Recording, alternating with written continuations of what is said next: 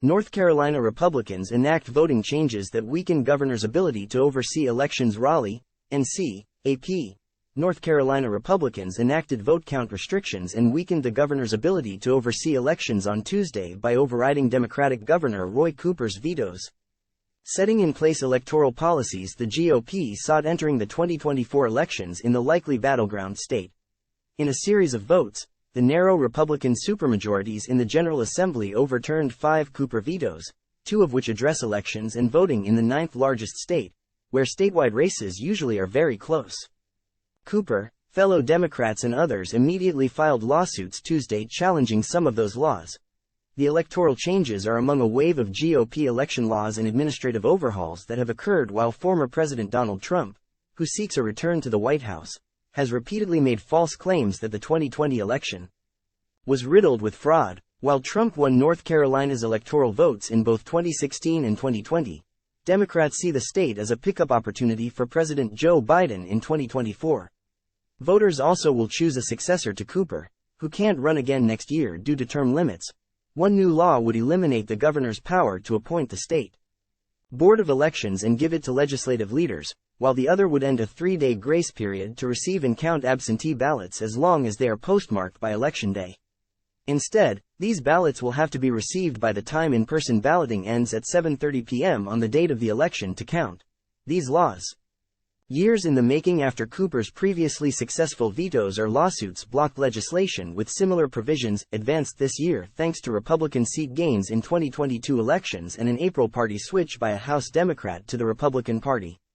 North Carolina GOP legislators advancing the bills have not grabbed onto Trump's grievances, but rather arguments that the legislation will promote bipartisan consensus in election administration. We must take common-sense steps to ensure that our elections are fair and free from perceived bias, GOP Senator Warren Daniel, a chief sponsor of the elections bills, said during Tuesday's debate. Time equals 400 Ms. greater than, but Cooper and his allies contend the election and voting legislation will give Republicans the upper hand in close results, intimidate voters and make it more difficult to cast ballots. Every single eligible voter deserves fair access to the ballot box and to have their vote count, and North Carolinians will not stand for this voter suppression, Cooper said in a news release announcing a federal lawsuit filed by the Democratic National Committee and State Democratic Party. It challenges the elimination of the grace period and other rule changes when someone both registers to vote and cast a ballot during the state's 17-day early in-person voting period. Time equals 400 Ms. greater than. Republicans say that voters will be educated on the new absentee ballot mail-in deadline, which is similar to those in roughly half of the states.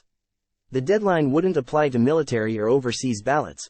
A similar federal lawsuit challenging the same-day registration rule, in particular a less forgiving standard on an address verification notice that must be successfully delivered by mail for the registrant's vote to count, also was filed by election advocacy groups and college students on Tuesday, with the assistance of lawyers that often back Democratic interests.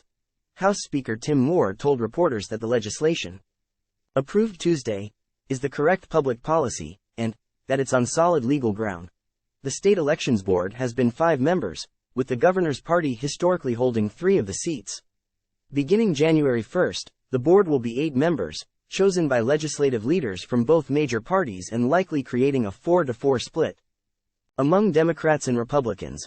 Our current board structure allows the party of the governor, whichever party that is, to manipulate the system, Senate Majority Leader Paul Newton said. Critics say these changes will lead to board impasses that will scale back the number of local, early in-person voting sites and could send the outcomes of contested elections to the courts or the General Assembly to settle. This bill does the opposite of what it says it will do. It will actually make the administration of elections more partisan, not less partisan, said Representative Alan Boincy, a Democrat. Time equals 400 Ms. greater than. The law says the new state board also would have until early January to decide whether to keep current state elections executive director Karen Brinson Bell on the job or hire someone else. If the board can't decide, the decision would fall to Republican Senate leader Phil Berger. Republicans were unhappy with Brinson Bell, hired by the Democratic Majority Board in 2019, for her role in a legal settlement that extended in 2020 the time for mailed-in ballot envelopes postmarked by the election date to be received and counted from 3 days after the election to 9 days. The omnibus measure also prohibits officials from accepting private money to administer elections, and directs state courts to inform elections officials about potential jurors being disqualified because they aren't U.S. citizens, so they can then be removed from voter rolls. Another new law with Tuesday's successful override scales back or eliminates authority from Cooper and future governors to appoint members to several other boards and commissions, giving those choices instead to the General Assembly, its leaders or other elected officials. Cooper also sued in state court Tuesday over this law, saying the changes illegally interfere with the governor's executive powers. The other two measures whose vetoes were overridden Tuesday were an energy bill designed to encourage nuclear energy production and the legislature's annual regulatory reform measure. Associated Press report for America writer Hannah Schoenbaum contributed to this report.